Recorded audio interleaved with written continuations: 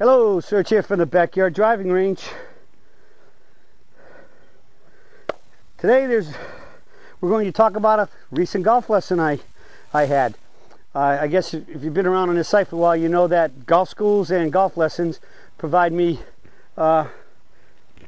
topics for daily for the dailies, and so I had a very good lesson recently with a first-time student as far as the personal lesson goes. But Rick has been on the site for about 6 months or more, and he started off the lesson by saying the same things that I hear so often from all other students and folks at golf schools, is that I really love the swing, I'm really hitting the ball a lot better, I think I'm pretty much doing what you want me to do, but I'm not certain, so that's why I'm here, to see what we can do. And the key that I want to bring up at this point is as you've heard me say in the past about other lessons and the students at schools, is that many of them find out that realistically they doing a lot of what we want, but really nowhere near what it needs to be. And in some cases they're really just kind of brushing the surface of it. So the question I always bring up to this point, or a comment I make to them is just think about, after what we've seen, what you're doing right now, which is so far from what you think you're doing, but yet we don't even want to even imagine where you were if this swing right now is helping you immensely, and you're probably only, say, 40% to doing what we want. In some cases, the peak performance setup is really needs a whole lot of work, because as we know, the setup determines the motion. So starting with Rick, I asked him, did the background check on him, and found out, like I said, 6 months he's been using this swing or more, and he's been playing golf like 20 years, and he's a mid-90s to mid-80s shooter. Thinks he should be a little bit better. And he told me at the moment that the shot that's killing him is he's hitting blocks. He's hitting blocks, and really hitting his driver has gone really bad in the last couple of weeks, and they're really bad block slices. All right. So when I found out, when he started hitting balls, he was the lefty. Now we're dealing with a lefty here, and most of his bad shots were being pulled with the irons. When I had him hitting the wedge in the 7-iron, the wedge to warm up, and the 7-iron to do the test, he's pulling. I said, "Excuse me, you said you were blocking." He said, "Yeah, I know, I make a mistake." He said, I play with so many right-handers, and when balls for them go to the right, it's a block. They keep saying they blocked it. So I said, okay, well, it's really important to get the terms right, especially when you send in a question for a daily, because a block for a right-hander goes to the right, a block for a left-hander goes to the left, and then consequently pulls and hooks go the other direction. So we straightened that out real quick. So what it ended up was he was hitting pulls with the irons and just block slicing it terribly with his driver. So the first question I asked, and I'm starting to answer this all the time when people say, I'm hitting my irons pretty good, but I'm not hitting my woods well, or especially my driver, I say, do you have a new set of woods? Do you have a new driver? And guess what? Yes to those two questions for Rick. And so I said, is this driver being hit worse than your original driver? He said yes. And I said, okay, so maybe there's a good chance we can think about the driver is a big part of the issue here, not so much you. So when I took out my driver, 43 inches, and Rick is 5'10", I'm 5'9", and put his driver next to it, if his driver was at least 4 inches longer than mine. It was one of the new big bad boys that are in the driver wars on the PGA Tour. Okay? And so I guess the commercials did their job, because he went out and bought one of the big bad boys, and for him it is a really big bad boy, hitting it way out to the left. Okay? So right off the bat I told him, I said,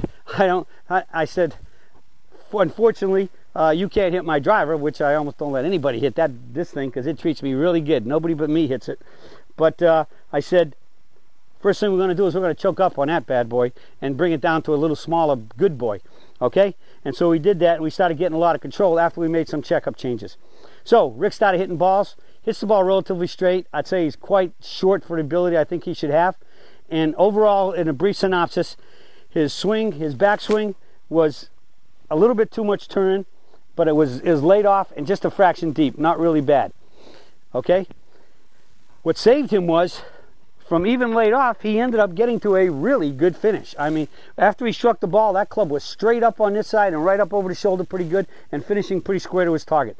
So I think we'll say here that as far as the two highs of the swing goes, if you could say that if you could only have one half of the swing, meaning the backswing or the forward swing, which would be the one to have the best? Well, that's the forward swing, because that's the side of the swing that you hit the ball with.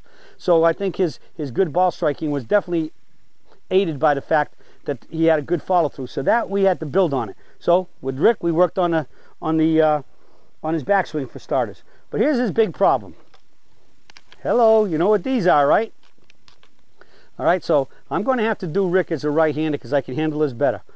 Okay, he was way out to the, for him, aimed way to the left, which is close to the target. For me, that'll be here. The camera's the target. That'll be out to the right over there. All right.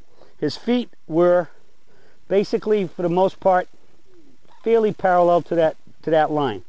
All right. All right. But here's where the biggie was. When he addressed the ball, he was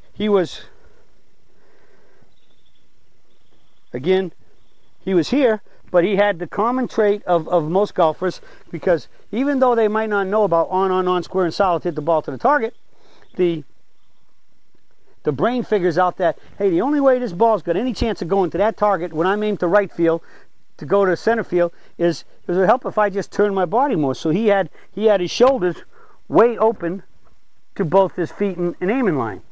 And so what does that give us every time?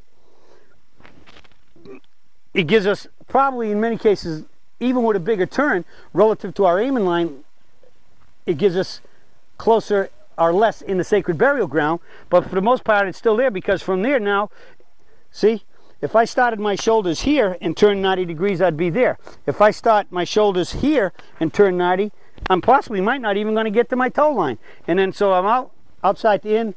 And if you hit the ball with a square club face, there's your pulls with the irons. And then with the longer woods, you don't get them square. And with a flatter face, the ball rolls across the face more, and there goes the blocks and the slices. All right, and that's the general basic way it really works. So he's pulling the irons and doing the other one. So in his setup, he had two major things that were killing him that we had to work on. Because he's had his shoulders wide open, his back arm was way higher than his forward arm, so he was not in the master setup position. He had what I call the BAD, back arm dominant, which is bad. That's why I chose those letters. As compared to being FAD, where the forward arm is dominant or slightly higher. And notice what it does to my shoulders.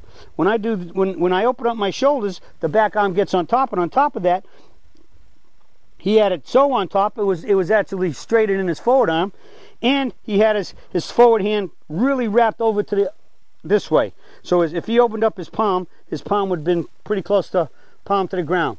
So that's like double, triple whammies right there. So the biggest thing we had to do naturally is we had to do what? We had to get his alignment back to where it's supposed to be, parallel. In other words, aiming line at the target and the toes. And remember, alignment is, once I set up, toes, knees, hips, shoulders, and eyes should be parallel, left for a left-hander, parallel right for a right-hander. So once he came in, the key is we got this, we had to get rid of this.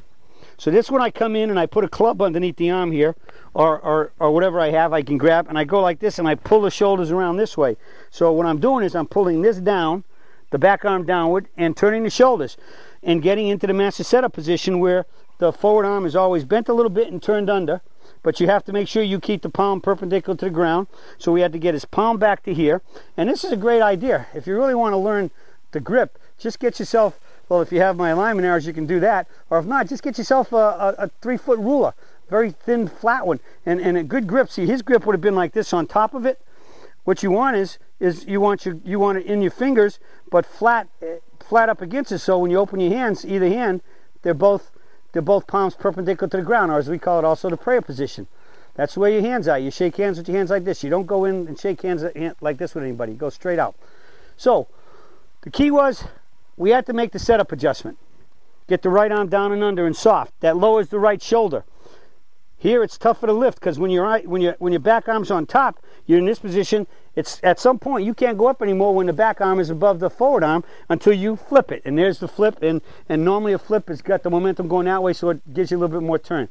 So once you're under, both arms will turn together from this view, and they'll basically be pretty much level to each other right here, and they lift up together. All right. Now, he managed to lift pretty good, even though together with his arms, he wasn't really a bad flipper like this, but he had just enough whereas they kept up together where it got him a little flat about a little after 10 o'clock. All right, so we got that under, got the hand in the right position, and then we got him in the mitt and up the tree better, and then together with this, he started hitting it much more solid and straight, including with everything. In the end, he was choking up his driver about three or more inches, and was starting to get that under control. And I recommended going and see a fitter and possibly thinking about getting it cut off if he finds that 3 inches hanging out here is quite a bit. But it shouldn't give him a problem unless he just doesn't like it.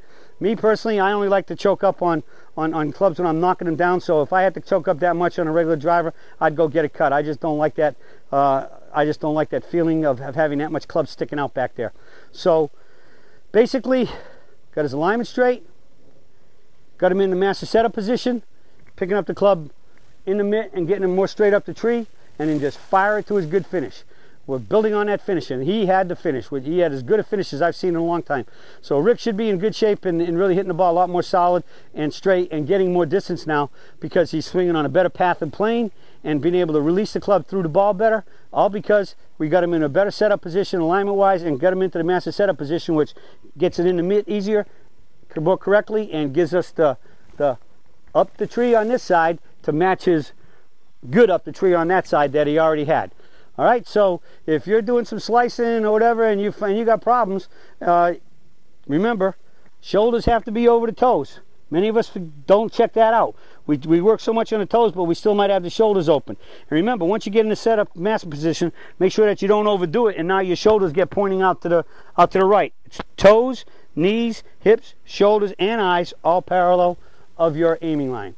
Okay, so that's it for the search for today on getting in better posture and making sure we get into the master setup position, which is really, really critical for having a good in the mitt and up the tree, stand the club up to 12 o'clock, light club.